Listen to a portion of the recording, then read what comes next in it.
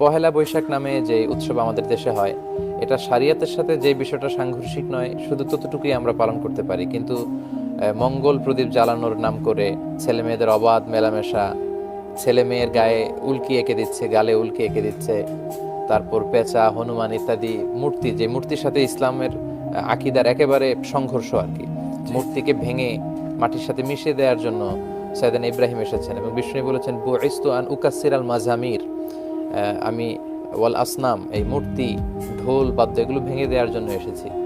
So এই যে বিষয়গুলো কন্ট্রাডিক্ট করে, এগুলো কিন্তু আমাদের জন্য পালন করা সম্ভব নয়।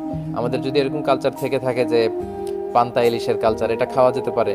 হাল খাতার যে উৎসব আমরা করি, এটা করা যেতে পারে। একে অন্যের বাড়িতে বেড়াতে যাওয়া, আমাদের আবহমান কাল ধরে আমাদের সংস্কৃতির সাথে যেটা মিলে মিশে একাকার হয়ে আছে, এগুলো আমরা পালন করতে পারি, কিন্তু আমাদের আকীদার সাথে সাংঘর্ষিক এরকম কোনো বিষয়ে আমরা জড়াতে পারি না।